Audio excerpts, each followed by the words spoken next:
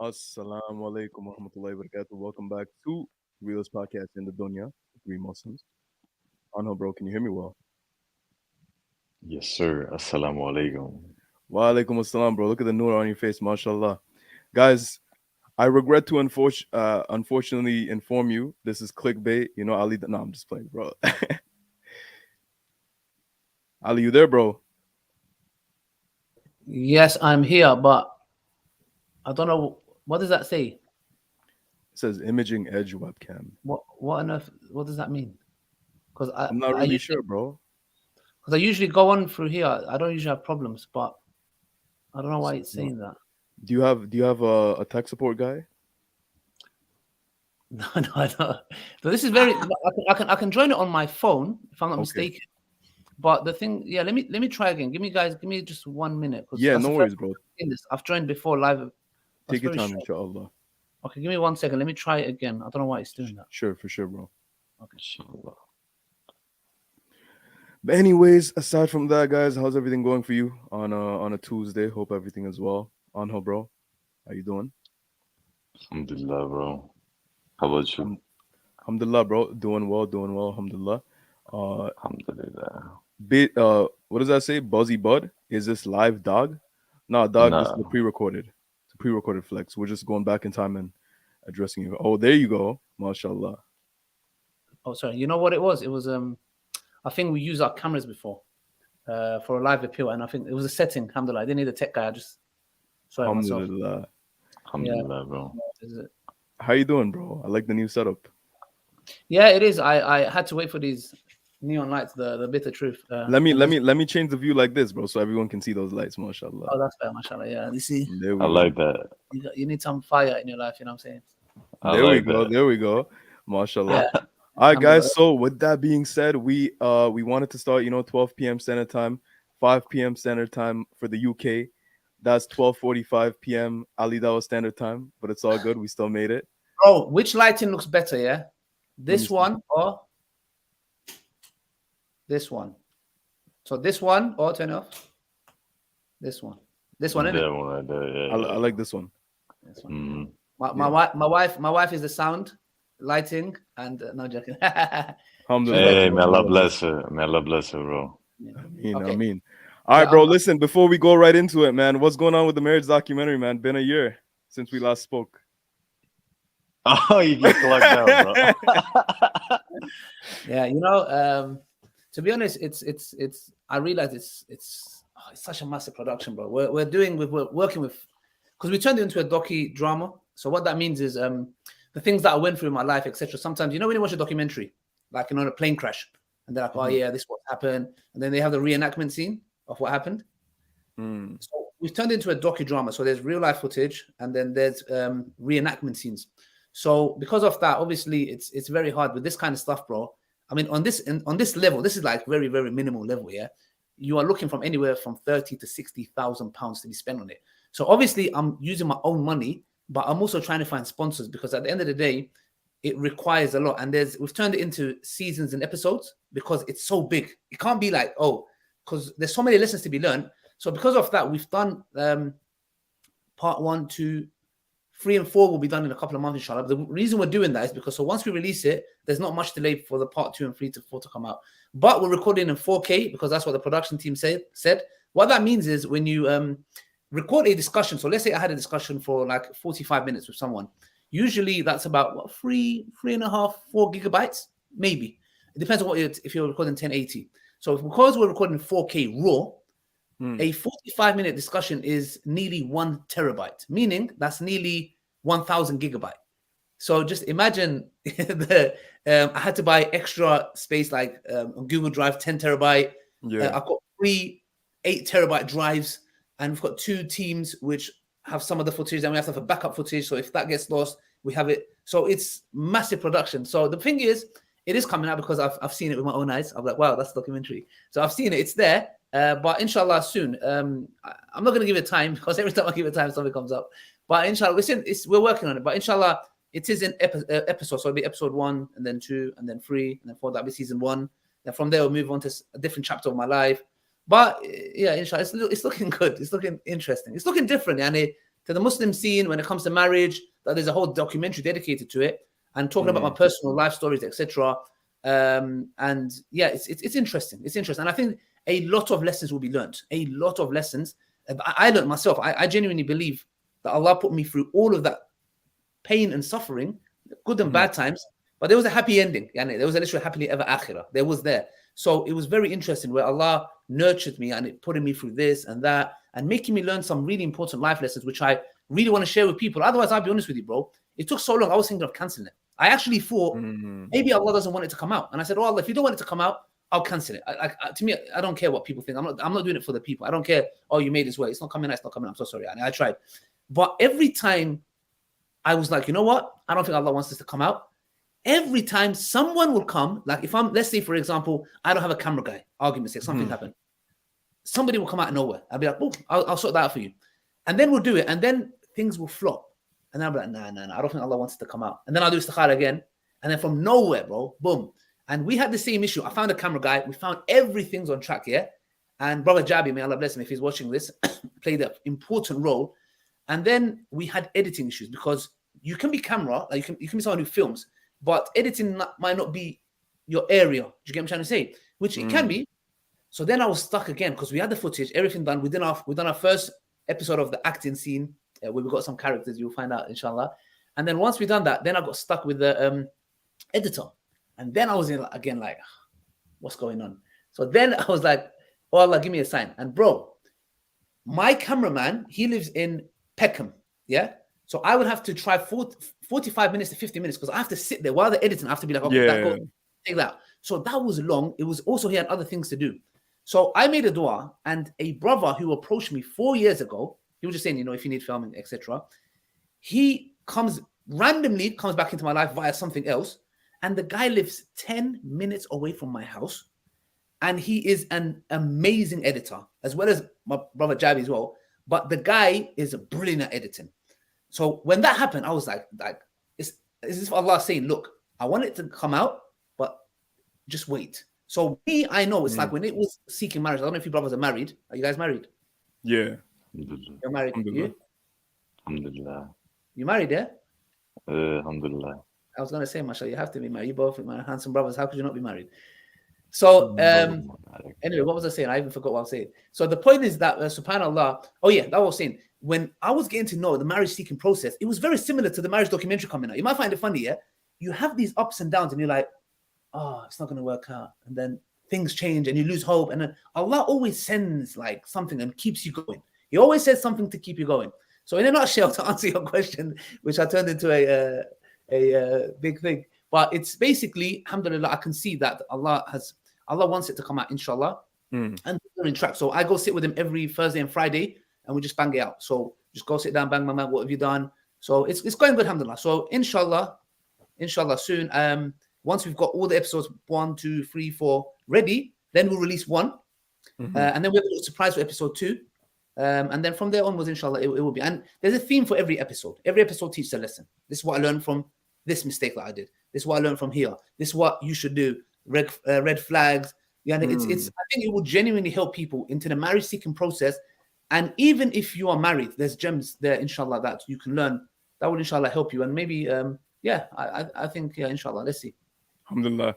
So, bro, barakallah feek for that very succinct answer. I did want to address what this comment said. Mashallah, didn't know both the brothers are married. Not only are we both married, Rami's married too. And for all the people wondering where Rami is, even Ali Dawah, bro, if you're wondering where Rami is, he had something come up, and unfortunately, he couldn't be on the stream. Inshallah, he's going to be on the next one. No problem. To all the people wondering if this is live, yes, this is currently live. This is not pre-recorded. So what we're going to do is we're going to spend about, just because we're a little bit pressed on time, about 30-ish minutes, kind of skim over some of the topics, get Brother Ali's take on in his approach in his documentary, how he's going to tackle these topics. And then if we are going to be making more episodes, we can go a little bit more deeper into these topics.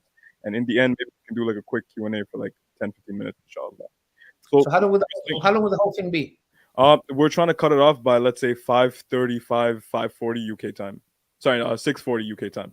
I'm going to say the show's already finished then. Show's already finished, bro. We're going back in time. Okay, so our time, what time? UK time? Should be another 40 minutes, 40 to 45 minutes. That's it. Okay, all right. Let's see. Yeah, All right, inshallah. if we go over that, is it possible or we won't? I'm not saying it might or not. I'm just If saying. we go over that, unfortunately, it's not because I got meetings and Anghel has to go Okay, because he's in France too, so it's a little bit late. that's fine. But let's plan another time and then we can definitely continue it. No problem. No Okay, problem. Bismillah. So the first thing I would ask you is, throughout our life, we have different perceptions on different things as we grow older, as we mature, we change our views on a lot of things. So the way it stands right now, with your current understanding of your Islamic paradigm and just in the real world application of dealing with men today, what would your definition be of masculinity? Okay, I think, subhanAllah, if we look at what the current trend is, it really it contradicts the Sunnah, I believe. Certain aspects, not all of it. And I think what it is that we've got this perception of, and I think it actually correlates with actually my first episode of the marriage documentary. Because in the first episode of the marriage documentary, I go to my past, and not only just my past, I go to when I was very, very young, being a young man at school, and they're being cool kids, etc. And all the girls are interested in them. And even though my best friend was one of the popular kids, etc. That plays a massive role in a man's thinking process, how he thinks from a very young age. That's why certain traumas that we have, you look back and it traces back to something somewhere when you was young, and it doesn't leave you. It actually doesn't leave you. I realized this when I just was exploring I was sitting with a psychologist, and always psychologists usually they let you speak. Him letting me speak, it made me realize certain things that I have traumas that to this day affect my decision-making processes. So when we look at that at a young age, there's certain things that impact men. So for example, being rejected by the opposite gender. Like I'm talking about haram relationships. Yeah? I'm talking about before I came to Islam. So these things have an impact on the way the man thinks. And then what happens is sometimes men become bitter. How? And this is one of the problems that we're having, is because they try to be the good guy. So they say good guys end up finishing last. Yeah. So the point here is those things have a trauma on the way men perceive women. So when they look at a guy and he's masculine physically, he's strong, he's, I don't know, 6 foot something, and there's certain characteristics he has that the opposite his friend has, or this guy has that he doesn't have, then what happens is he's like, okay, those are the things that I need. So he starts to think masculinity is that because that's what women are attracted to. If women are attracted to that, I want to be like that. So now they look at those traits. It can be physical traits, which is okay, strong, whatever it may be, etc. But then there are toxic elements to that, which is, for example, this guy might beat his girlfriend up, slap her. He might slap her, and he might be thinking, okay, maybe that's what girls like.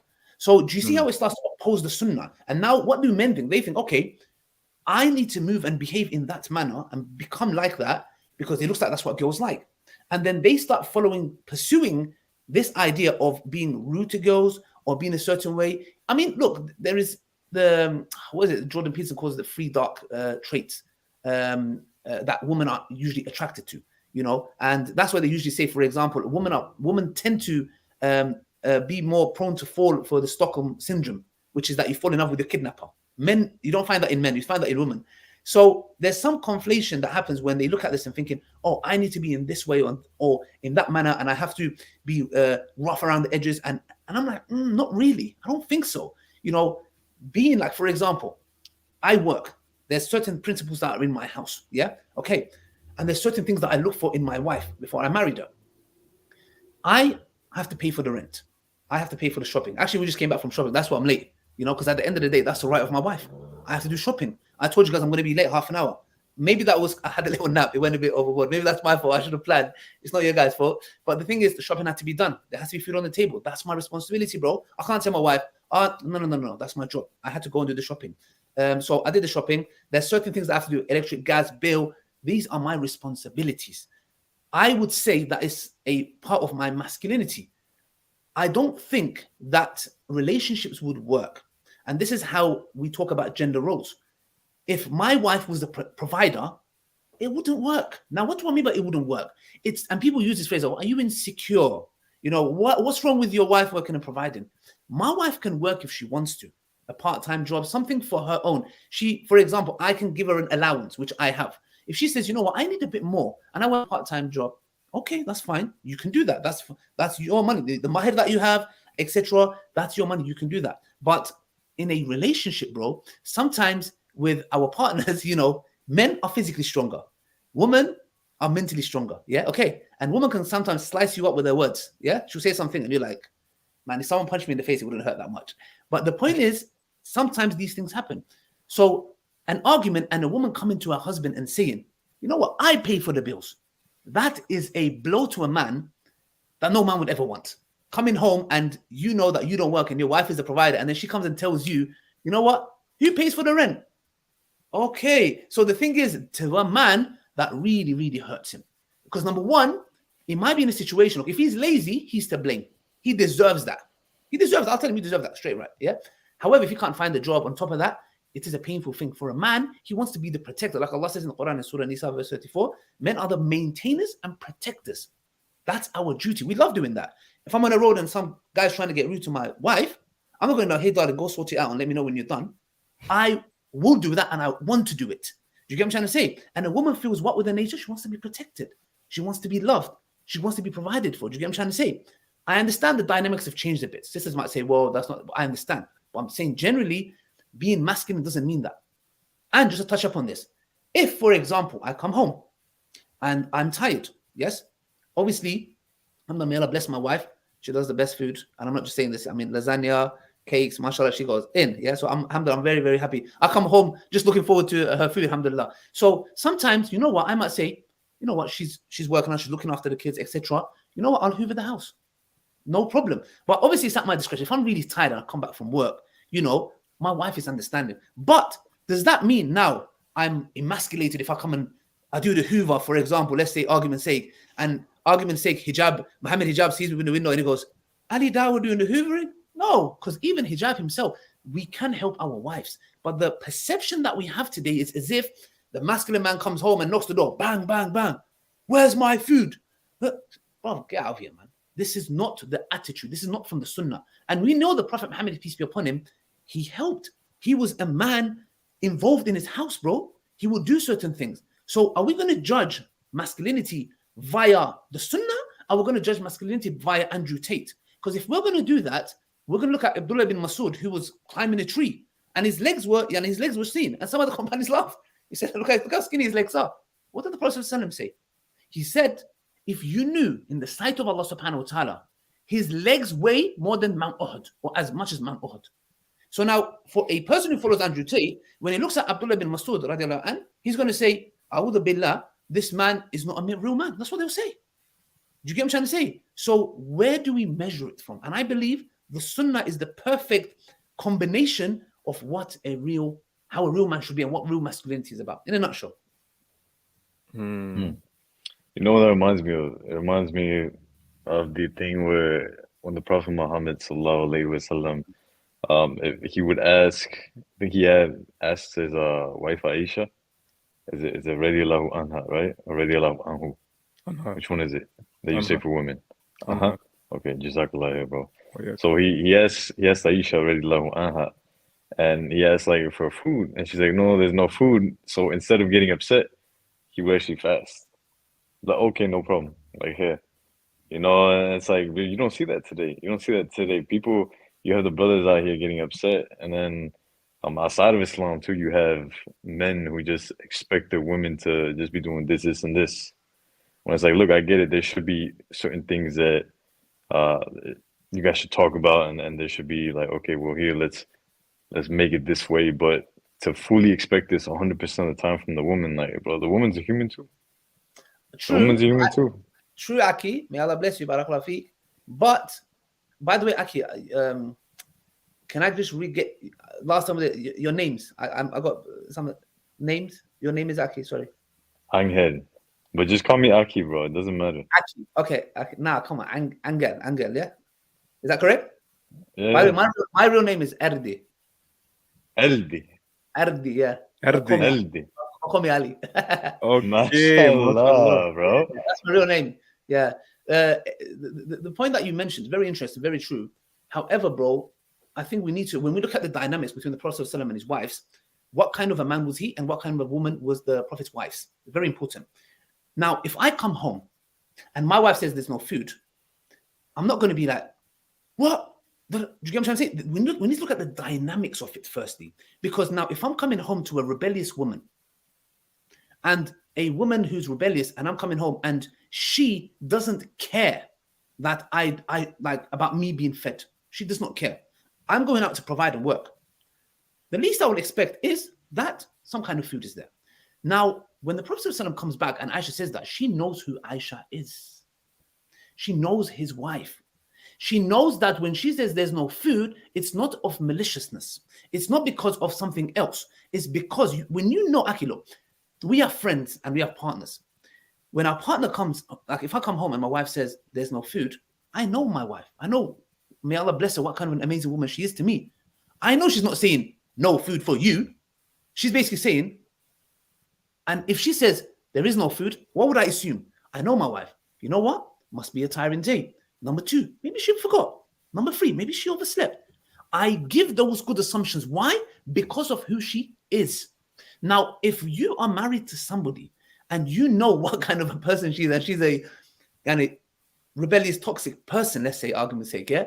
When she says no food, you know what that means. And you know your response is not going to be that, okay, no problem. So I think when you mention that, it's very important and key. The relationship dynamics are very important because the Prophet knows how Aisha is. So that's why the response is like that. Do you get what I'm trying to say? The same example when the Prophet, sallallahu alaihi wasallam, he's eating food with his companions and he brings the food from his other wife's house. And Aisha anha sees the food and she gets jealous. She smashes the plate, bro. Imagine you chilling with your boys and your wife smashes the plate. Yeah? Are you mad? Yeah, you go, what? Are you like, she's finished. And literally, like Hijab said, you're finished. Yeah, literally, you're finished. But did the Prophet shout, swear, hit her? All the Prophet ﷺ said is, companions to his companions, your mother's upset. That's it. Because you know that at that moment, it was jealousy, because you know it's not from a malicious place. Do you get what I'm trying to say? You know your wife, and if you know your husband, when they say no, you're like, okay, there's trust. You know how we have tawakkul in Allah? There's certain things happen in my life where I'm like, I mean, why would Allah do that to me? Like Richard, I'm like, why would Allah do that? That's so painful and so hurtful. But you know, when you have tawakkul, you're like, you know what? I'm going to find out one day why he did that. And that day did come, like in my marriage documentary. And I was like, you know what? Oh Allah, Wallahi, I'm getting goosebumps when I say this. Wallahi, Uqsum Billah, I'm getting goosebumps. I said, oh Allah, thank you for doing that. You saved me from the biggest disaster. It's literally me jumping in the fire and you took me out. And I didn't see it. And I said, oh Allah, thank you so much for doing that. I hated every second of it.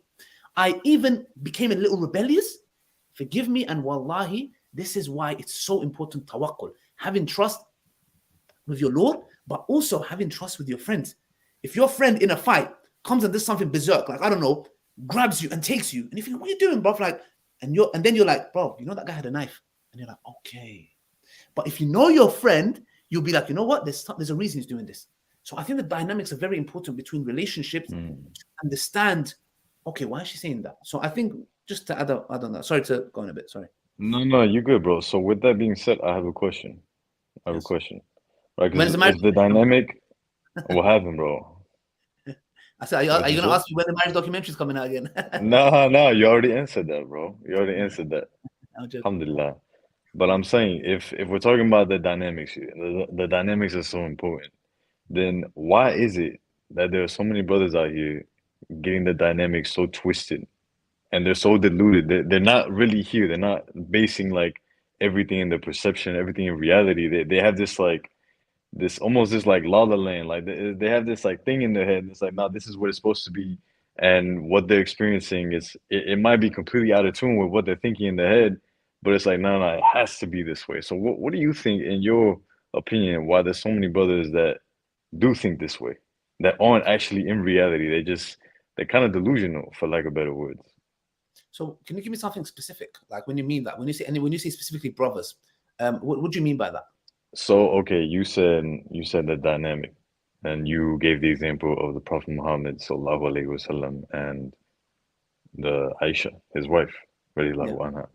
Yeah. Now, you said what kind of a man he was and what kind of a woman she was. Yeah. So now we're talking about relationships, and in today's day and age, you have, let's say, a brother and a sister, they get together. Obviously, the brother is not going to be anywhere near what the Prophet Muhammad sallallahu alaihi wasallam was. Yeah. Nor is the sister going to be like Aisha radiallahu anha. But we Yeah. can strive to be this. We can strive to be our best. Yeah. Now, with that being said, men, brothers, unfortunately, they'll get into a marriage and they will expect certain things, but they won't fully understand the woman, nor will the dynamic be fully there. Maybe they might provide, maybe they might do all these things, but then when it comes to them being with their wives, they're not fully present with their wives. They're not fulfilling all of the rights of the wife, if you get what I'm saying here. Okay, from what I understand, I think this is a phenomena that is happening, and I'm not going to deny it, that it does happen from the brother's side. But I think we also need to be fair here. Also, a lot of sisters are in this la la land as well, I'll say. And we're seeing this increasingly from the sister side as well. And I'm not trying to shift it. Like, we know certain things, men do, etc. And there are main culprits in certain stuff men do. But the thing is, I think it can be a lack of experience, because at the end of the day, people that you talk to is very important. And that's why a lot of the times we have false perceptions when it comes to marriage. And a lot of the times, for example, men have that as well when it comes to, for example, oh, these are my rights, this is my right, this is my right, etc. The point that comes back to is this, is that men want traditional women, but the thing is, for example, it is hard to find that. So what's happening is there's a great conflict happening between that, because they want a traditional woman who'll be a mother, who'll be a carer, who'll be a wife, a companion that they can come home to. I'm thinking these expectations they have, maybe it's simple. Like if a man says, you know what, I'm the provider, I would be happy if I come home to a hot meal. I mean, like if you think about it, is he asking for something great? Let's think about it. To have a hot meal. Like, for example, if a man is out there being the protector, yes, and the maintainer, okay, I feel sometimes that sisters, they don't truly acknowledge that. They feel like, okay, you have to do that. Okay, that's fine. A man accepts that responsibility and says, you know what, I have to do that. And it's not easy, and I do that. But when they come home, for a man, it's like, the way we like to be appreciated is not necessarily by words. Women, they like to be heard, like, you're beautiful, you're amazing. Okay, like these kind of things. You get what I'm trying to say? They love it. Like, sometimes I look at my wife, she's, sometimes she drives the car, when I'm doing some editing, I ensure her, she drives the car, and I just look at her and sometimes, and I go, you know what, you're so beautiful. And then I can see from, wallahi, okay, her whole demeanor, her face, and just whole car lights up, yeah? But for a man, we don't work like that. We like to be given that way of saying thank you or nice words via action. So when a man comes home and he's like, you know what, my wife cooked. She loves me. She must, like, she cares about me. So instead of coming and saying, I love you, I care about you, men like to be more, to see it in different ways, I think. When a man comes, No, go on. I was just going to say, bro, it reminds me of this. I was talking with my wife the other day, and we were just talking about, relationship dynamics and masculinity and femininity. And she said something very profound. She's like, a lot of the women that she talks to nowadays, she explains to them that, you're talking to your man in a way that you shouldn't be. And men like to feel like a man. And it ties into what you were saying, that it's not just what you say to a man, but it's how you say it and how it makes them feel, Exactly. This is very important, bro. And today what we're seeing, bro, like, it's, again, like, I want people to really understand this. I don't mean it in a way. I'm just trying to find the balance. I am speaking to a lot of people. I'm looking at a lot of studies, etc. A lot of men are being oppressed. A lot of men are being oppressed greatly, bro. Now, this doesn't mean that because men are being oppressed, women are not being oppressed. I'm not saying that. We know that, when it comes to, domestic abuse, statistics show that both are as violent as each other, by the way. Men and women are as violent as each other. It's just men have more lethal force. That's why when you look at certain stats, women tend to attempt suicide. Men tend kind of end up dying in the pursuit. Like, someone can commit suicide and not die, but men use more lethal force. That's why they end up being one of those, they take their life. So the thing is, we need to understand, for a man, even if a man is wrong, and it depends what wrong is, yeah? When I say wrong, I'm not talking about something extreme, like, oh, he came and punched her in the face. I'm not talking about that, please, yeah? Even if a man is wrong, so a man does something wrong to his wife, argument, say, upsets her, something, she gets upset. Now, if a woman acts in a way where she starts going, she moves like a man, like, what? How you do that to me? Start throwing grass, hold on a second, man. Hold on a second. To me, I'll be honest with you. if I was to say something up to my wife, yeah, and there's been times where I've said something of her, I didn't mean to, but her reaction, wallahi, Aki, her femininity, with the way she deals with it, makes me laugh more. I'm like, hold on a second, actually, I was wrong here. I would come and buy her flowers and I say, you know what? Forgive me, yeah? And then the fact that her attitude when I was wrong, and I may have said something that upset her, the fact that she dealt with it in a feminine way made me more attracted to her. And I looked at and I thought of the comparison, and I thought, what if she'd lashed out and said, "Get the hell out of the house," or she grabbed a bottle and threw it at me and I dodged it, and she was trying to come at me physically, bro? I'll be like, "Well, this is. I want to marry a man. I mean, a woman. This is moving like a man." So the thing is, I'll be like, I didn't sign up for this. So from my point of view, I'm like, that little argument, number one, it was okay, should not be done, but the way you moved about it put a big question mark on your head. So I think it's very important the way we communicate, and we need to understand this vice versa works with women. The way, and this is why it's so important when we talk about gender roles. We are different beings. We cannot treat the greatest injustice is to treat unequal things equally. The greatest inequality is to treat unequal things equally. And that's what we're doing, bro. And this is where we're trying to fit it in. Like, no, we're the same. We are not the same. We are not the same. It's a reality. I think a lot of these modern women's movements too, Yes. the things that they propagate too, even if you look at our pill for men, these movements are very selfish towards the gender that they are prioritizing to be their niche. You know what I mean? And what I see in a lot of these women's movements today too is they have this false notion that men and women are the same. And because of that, women are literally conditioned to behave in a way that they think, oh, a man should think the way we think. Why does he not see things the way I see it? Why is he not this way? When in reality, we're not the same, bro. Just like you said, Allah has created us very unequally. You know, we're still equal in the eyes of Allah in terms of, value, but it's not the same, bro. We're not the same. We are not the same, bro. It's a big fat lie. And this is the issue. And this has been brought, like, even Muslim women have fell for this trap, and that's the reason why when I released, inshallah, my marriage documentary, bro, I'm taking a step away from Dawah a bit. Meaning, what I produce now is like 80 to 90% Dawah material. I mean, except 80%, we have current affairs, etc. I'm trying to reduce that because, alhamdulillah, there's a lot of great brothers in the Dawah, alhamdulillah. Not that I'm going to leave it, alhamdulillah, it's a part of me. But I'm concentrating heavily on the family unit, marriage. And because you know why, bro? There's an outright attack on the family unit. If the households are under attack, bro, we need the defense mechanism. And that's why, alhamdulillah, there's a lot of brothers out there, Brother Gabriel Romani, etc. These are, and Sister Naima Robertson and many other individuals who are there because we need to preserve the family unit, bro. It's a full out under attack. And if that's under attack, bro, things are going to crumble. Like one scholar said, women they make up half the population of Earth and they give birth to the other half. Bro, they are the backbone of this ummah.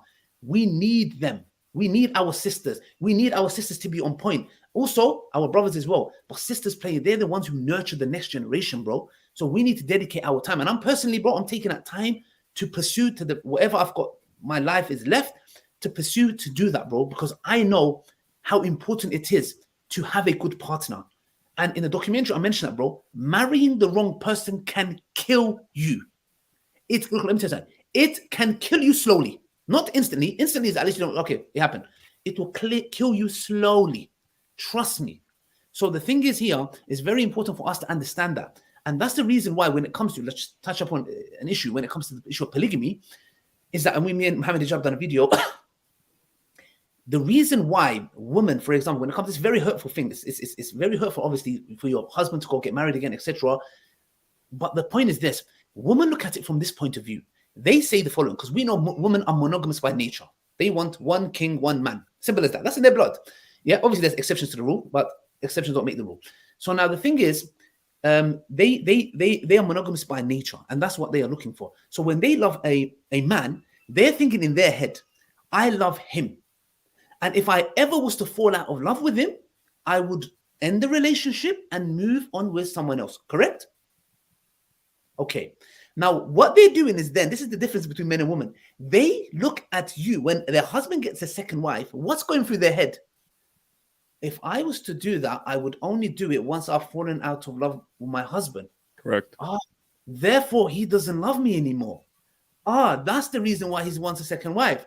And we're like, Not really. That's not the case at all. Because if that's the case, most of the times men who have multiple wives, and by the way, this phenomena is not a Muslim issue. Non-Muslim practice this. Islam has just set protocols to protect the other co-wives, so you don't men don't use and abuse them. So when a man does that, most of the times when he gets married, the man, if things go pear-shaped, he usually returns back to the first wife. But if he didn't love the first wife, why is he returning back to the first wife? So the dynamics in our head, a man, if you go to a man, he would never say to you, I got a second wife because I fell out of love with my wife.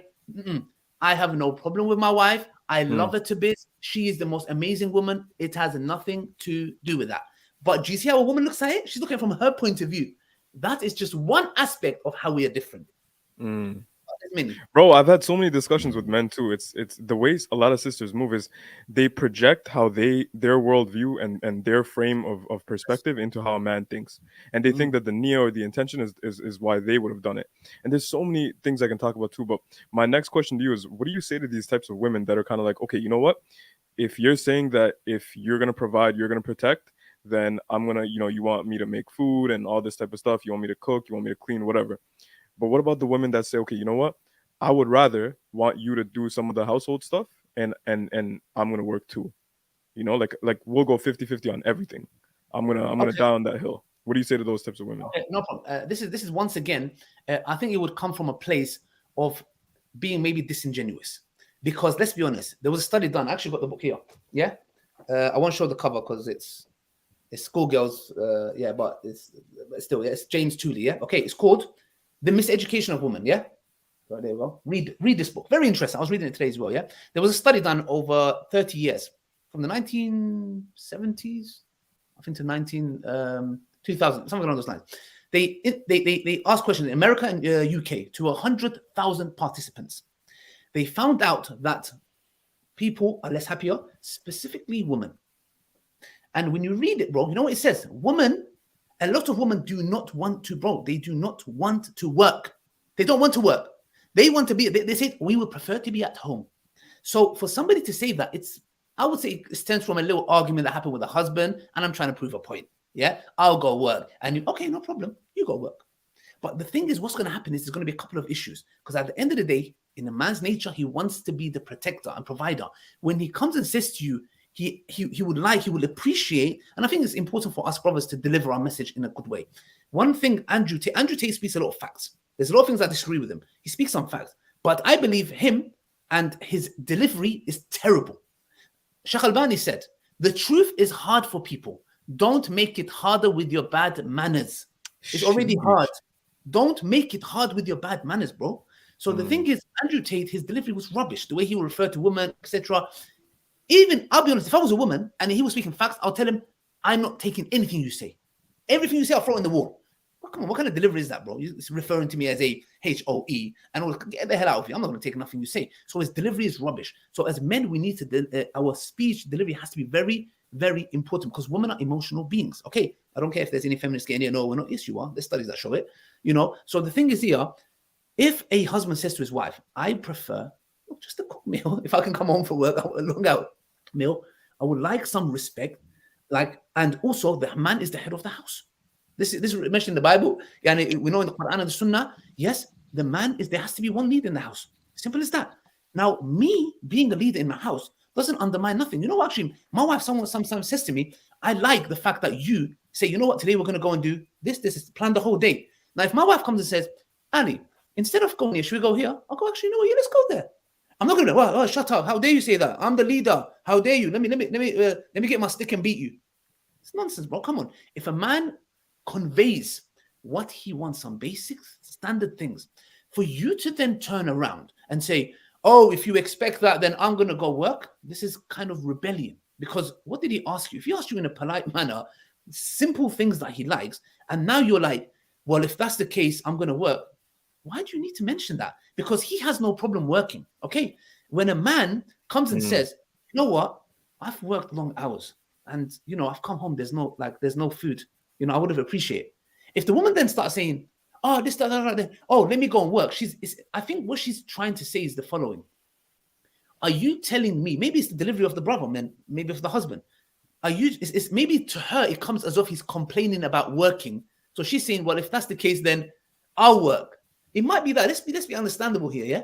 If it's that, then just communicate better and say, no, look, I have no problem working. I'm not complaining about working. It's hard, but it's a part of my duty. I love doing it. It's just I appreciate, because it's hard. I came from work and I just want a hot meal. I think communication is very important. So if we look between the lines, I think it's important. But if a woman insists on that, it's not going to work. I came across a YouTube recommendation, like just some sister, hijabi sister, and I don't want to mention and make it specific. And there was a vlog of her and her husband, and they were getting it. I don't want to get into specifics because people go, "Oh, you're talking about them." So they went to get something, some kind of cosmetic done. Yeah. From what I gathered from the videos, because I watched this stuff just to understand the dynamics. Yeah. It's as if she is the breadwinner. She had her own office with her name in the back. Yeah. It's as if she is the breadwinner. And I thought to myself, oof, may Allah, firstly, I said, mashallah, tabarakallah, like to her marriage. Yeah, not the dynamics that's going on. And may Allah preserve, and I say this, may Allah preserve their marriage. Wallahi, I don't want anyone to go through divorce. But I was like, if that is the case, I do not know how much longer his husband would be living like that, bro. If your wife is paying for the tickets and the bill and the petrol and the rent, and I don't know, bro. It's not going to work. It's not going to work. It's going to explode somewhere because a mere argument just would trigger, and she'd be like, you know what? Who paid for that holiday we went last week? Who paid for da-da-da-da-da? Who paid for this? Bro, that's going to destroy him, man. It's like you punching him in the face. Bang, bang, bang, bang. Right hook, uppercut, a headbutt. Yeah? And what do you think he's going to be messed up? He's going to be like, you know what? Forget this. He will say, forget this. And this is the issue we are facing. Gender roles. Again, I could be married to let's see, if my wife was a multi-millionaire. It's very hard. You need to be very careful because those kind of women, I'll be honest, they tend to date across and up. Women, that's how they date, yeah? They would want someone on that caliber. Do you get what I'm trying to say? But even if I was, I'll tell her, your money, that's yours. Do what you like with it. Yeah? I'm not going to touch it. That's your money. But I pay for the rent in this house. I pay for the shopping in this house. I pay for I am going to. That's mine. I want to do that. You're rich from a wealthy family. That's well and good. If you decide and say, you know what, Ali, I want to treat us. Okay, no problem. It's all right. You want to treat us? Okay, that's fine. But to a certain level, why? We need to understand the dynamics. As a man, I don't want to be felt as if I'm a no one. Do you get what I'm trying to say? Men want to feel they are the protectors and maintainers. So we need to understand that in men. If we don't, you're going to have clashes. You're going to clash. Just as the way I need to acknowledge. If I go to my wife and be like, I've decided to not work anymore. You're going to work and provide. I'm going to stay at home. To her, she might be like, okay, yeah, I don't mind doing that. But deep down, bro, she's going to be like, what kind of a guy is this, bro? Look at him sitting at home, doing nothing. I'll be honest, bro. You can be even open her to fitna. She might see a guy and think, oh, look at this guy. Look how he's working and providing.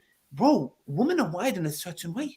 They will start to disrespect you and think, look at this guy sitting at home, looking after the kids. Bro, these things, and I mentioned this, I'll be honest, bro, I hear stories.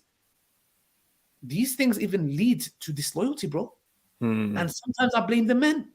And I ask my brother, okay, what went wrong? This is what happened. Oh yeah.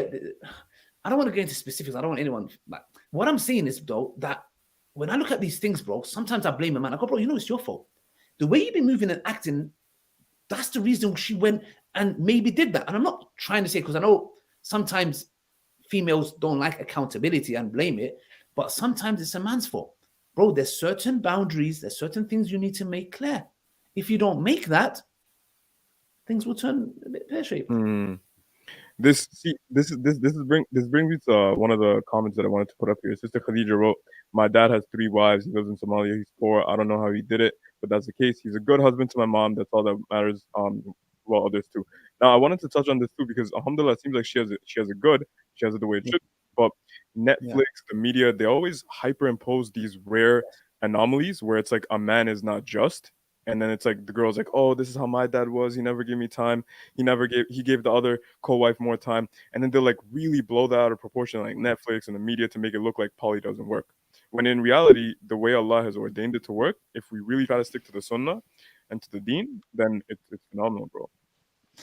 Again, like, that sister mentioned something about, her dad's got 3 wives, etc. 3 wives, etc. Look, at the end of the day, look, yeah, if a sister came to me, and I said this a lot, yeah, if a sister came to me and said, my husband got a second wife and I'm thinking of divorcing him, yeah, I'll ask some very basic questions. I'll say, look, sister, firstly, marital issues, I wouldn't advise anyone to get involved. It's very messy. But if she's saying getting a divorce, you know what I'll say to her? I'll say, sister, simple questions. Does he pray? Okay. Is he God-fearing? Okay. Is he good to you holistically? Good. Provides, protects, kind, loving. Okay, good. Okay. All right, he's good. Holistically, he's a good guy? Okay. Is he someone that hits you, etc.? No. Okay, good. Verbal abuse? Like, no. Okay. You've got kids? Okay. I'll tell her, sister, do not divorce this man. Do not divorce this man. Forget your friends. And most of the times, bro, it's peer pressure. When they go to their friends, oh my gosh, did he really do that to you? And this is the same friend speaking as if her man is not polygamous by nature and maybe doing it in different ways, yeah? And what happens is, bro, society makes it worse, okay? And believe me, bro, look, these discussions I have with my wife, okay? I say to my wife, I go, imagine I went and got married again. Let's have a hypothetical scenario. Okay, I went and got married again, okay. I come and tell you, I tell you straight up. You obviously have a moment of you're upset. You go to your family or your friends, and your friends say the following, or your mom and dad says the following. You know what? Ali, in totality, is he good to you? Yes, he is. You love him? Yes. You love each other? Good. He prays? Good. God-fearing? Good. Okay. Inshallah, I am. Yeah.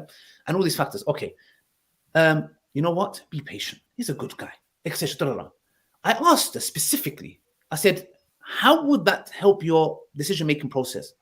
She said, well, I will go to my family and friends with a burden on my shoulder, but that would make me feel a bit better. I would feel a bit better. I said, now let's reverse it. Let's suppose you go to your family and your friends, and they were like, what? How dare he does that? Are you going to talk? What? How would you? She goes, they would have added to my burden.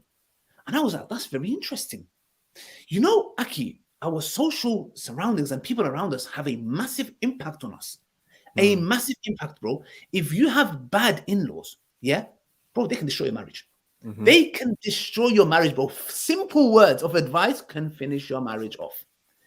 So what I'm saying is the following, bro, that these factors play a role. So if he is good to his wife and he does that, yes, I understand. It's painful. It's hurtful. But he doesn't do it. No man wakes up and says, I'm going to make my wife's life hell. I'm going to be malicious. And no man does that. So what I'm saying is, sisters, don't end your marriage. And like the Somali sister was saying, over this. You know why? Because, look, the issue of polygamy is not going to leave you. You know, like the second law of thermodynamics. Yeah, you're thinking, what is that? What are you talking about, brother Ali? Guys got some thermodynamics. The second law of thermodynamics is that energy cannot be created or destroyed. So, you know, when I have a piece of paper and I burn it, it doesn't disappear. The energy forms into something else, right? Right? Okay, just see if you guys acknowledge it. So it's energy. It's just changed into a different form. Okay. So what I'm trying to say is, for a man, yeah, and I'll ask you this as well, yeah, brothers, would you say you guys are polygamous by nature? I know your wife's going to be watching this, but, you know, would you say you are?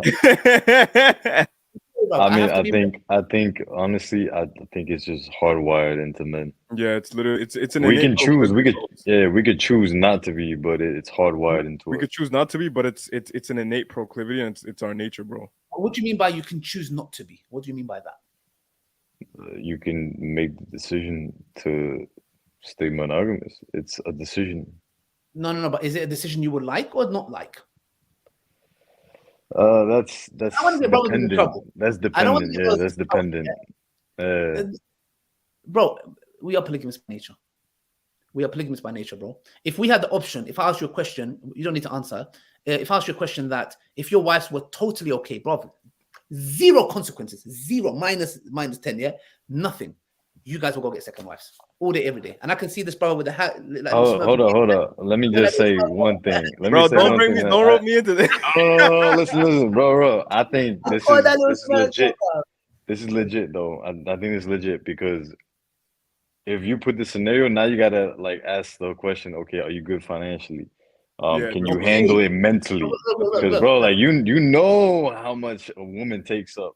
Bro, I was time literally and our mental space. Listen. I literally told my wife this yesterday, and it was a joke, right? But it still holds true. That, you know, like lately I've been working like about 8 to 10 hours, bro. Staying in the office. Yeah. When I finally see her, it's like barely, and then I also have like other things to do in that time. I'm just personally not managing my time the way I should be. And then I was literally telling her, I was like, bro, this is me with like one wife. Yeah. Imagine the people that have 4 wives, but imagine the time management, the amount of like discipline that they need to like be equal and try to be their best. Like Of course. it's nuts, bro. No, it is. But what I'm saying is this, yeah. At the end of the day, there are certain factors that if you have in place, it makes certain matters easier. Okay. But what I'm saying is that we can all accept that if certain conditions are in place, that we are polygamous by nature, and we would explore those chances. We would. It changes from men to men from different age group, of course, but that's a different story. But what I'm saying is, this is how we are programmed. So the reason why I would tell that sister not to get a divorce is because you're not running away from the problem. Every man, if you're going to marry a man, unless the sister says, I'm moving a different way and I'm going to marry a woman, that would be low.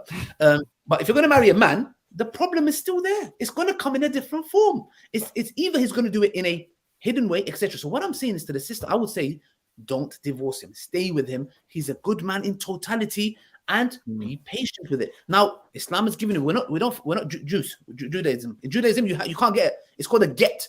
If your husband doesn't give it, you are not getting divorced. You're married him forever. In Islam, alhamdulillah, you have a right to divorce. So you have those rights. But what I would say is you're better off, and even statistically showing, in a children that are raised in a single household by single mothers, bro, the statistics are mad. Very, very mad. And we're not blaming the mothers. We're just saying, obviously, mothers are the carers. That's why the statistics show that. So it's just another topic. But what I'm just saying, in a nutshell, we need to understand the gender roles. Once we figure out that these, for example, men are like this. Why do you think I talk about it so much these days? Because I'm trying to make sisters understand this is not coming from a malicious place. No man wakes up and says, I want to hurt my wife. When women clock the gender, how we are programmed and how we work, things will be much, much, much more better, bro. Once we understand our sisters, it's the same goes with us. Once we understand how they operate, how they work, that's why some brothers, they give talaq. Brother, she didn't mean it, bro. If a woman comes and says, I want divorce. Brother, relax, man. She's a moment, and give her time, give her some space. She's going to come and tell you, look, I didn't mean it. But brothers, what they do, they get angry. Bro, the word talaq, very, very careful, bro. Talaq is my right. Yeah? If I had an argument with my wife and she said to me, I want to get divorced, I said, you know what? I'm happy with you. I don't want to divorce you. If you're not happy with me, you can get khula. You want to do it? Oh, you don't want it? Okay, that's fine. I don't want to divorce you. So we need to be very clever and understand genders. We need to understand the females as well. This is the biggest problem we're having as well. We are not understanding them, and they are not understanding us. And that's the reason why that's clash. And that's one of the reasons, inshallah, the future projects I'm working on will, inshallah, aim, inshallah, to make individuals, genders to understand each other, bro. I think if we understand each other, then we'll be like, okay, it's like an Islamophobe looking at Muslims, these terrorists. But the moment they understand, like, oh my gosh, I didn't know about that. It's the same with us. We'll be like, oh my gosh, like to your wife, I didn't know you thought like that. She'll be like, oh, I didn't. You know what I'm trying to say? Once it sinks in, you're like, okay, it's not that deep. Yeah, I get that, bro. I get that. Man, it sucks that the time is up, bro, because I'd love to continue this. We got 2 questions though that I want you to answer real quick. But inshallah, even in the next few weeks, bro, in October we can hit another stream, inshallah. Continue this. So I want to know your thoughts on this. So the comment says, can Ali explain why RP is kufr or haram according to him? I don't know if you've ever mentioned that. What, red pill? That it's kufr or haram. Can Ali explain why red pill? Oh, sorry. Do you say RP? Is it like Yeah. I mean, it's all good, bro. RP is kufr or haram. I've never said that. I haven't. I don't even remember saying it's haram or something like that. I don't remember that. All I know is that it's against the sunnah. It's as simple as that. Feminism, RP, whatever you want to call it, whatever it may be, look, that's not our worldview. And this is the issue that we are facing. We are taking our aql over the naql. Aql, our logic. When I say logic, obviously we need our logic. But what I'm saying is we are taking our thought process and what we think to be logical based on our moral compasses that are changing every 2 seconds. This is what Iblis fell into. If you understand how Iblis fell into, the story of Adam and Iblis is your key to success. Iblis said to Adam, I am better than him. Can you imagine? His Lord is there, and he is saying, I am better than him. And Allah, because you misguided me, can you imagine saying to Allah, and you are wrong, you're telling me to do something like logically, I'm made out of fire, he's made out of clay, I'm better than him. So you now look at the crazy, how stupid you have to be, bro. Allah tells you to do something, but logically you're like, that doesn't go with my logic. You're telling me to bow down to something. I'm better than him. That's your mistake. He is ascribing a mistake to Allah. This is the issue that we have today. We think we know. I know this. That makes sense. Feminism, RP, this, that. No. Anytime you try to follow your man-made, woman-made laws, you are going to suffer. That's the reason why we have sisters, a pandemic of sisters and brothers are traveling abroad to get married. Yeah?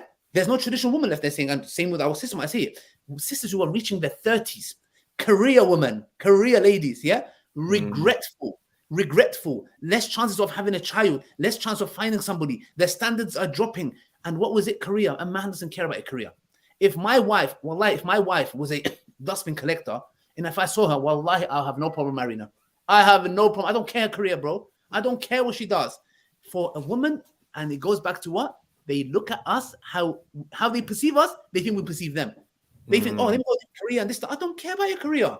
Actually, your career might jeopardize. There were studies that show a woman who has a career job, etc., high career job, tends to end relationships, like something along those lines, yeah? We don't care about your career. We don't care how much you earn. It means nothing to us. And you know what? If you do, it's going to actually jeopardize our marriage. So what does it go back to? What Allah told us. If we obey by that, we will be happy. If you don't and look for alternatives in feminism and RP, you are going to suffer. You're going to hit the wall. And when you hit that wall, just realize that Allah and His Messenger, what they said was true.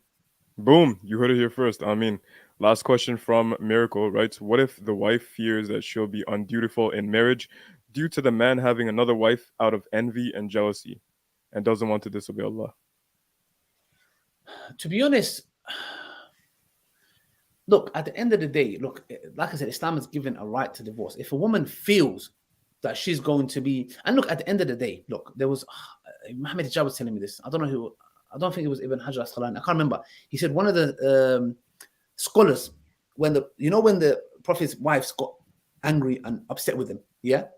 Some of the scholars said that this is not even cast as a sin on their behalf because of I'm trying to reiterate, but try to remember. But basically, in a nutshell, is it disobedience in the sense where they got upset and angry when the Prophet's wife smashed the plate?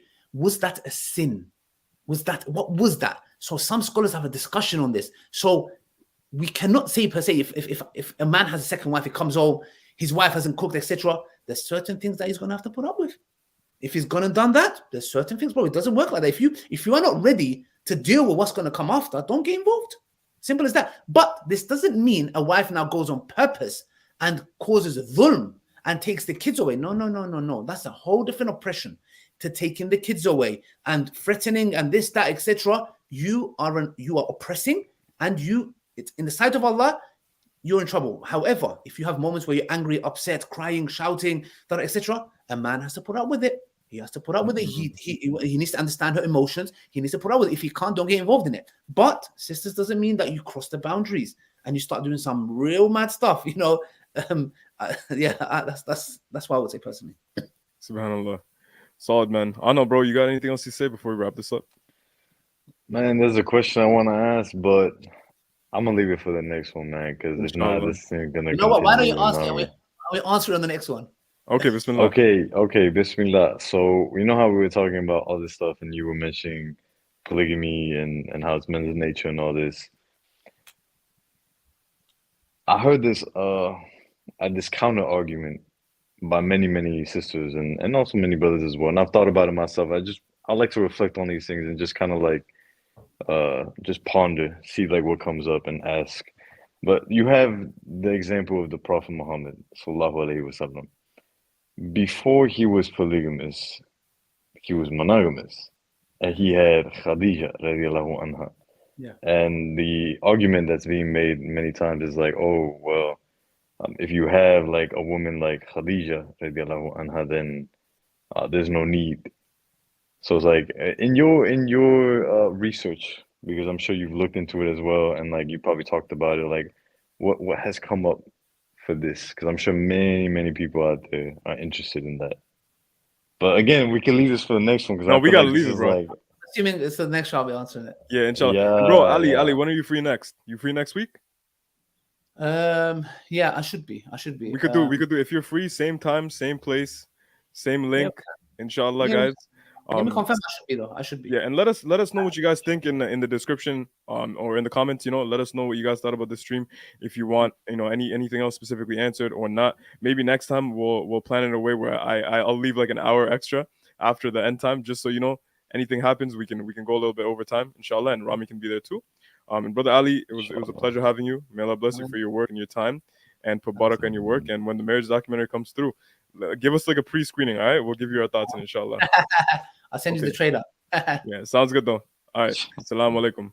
Assalamu alaikum. Wa alaikum assalam.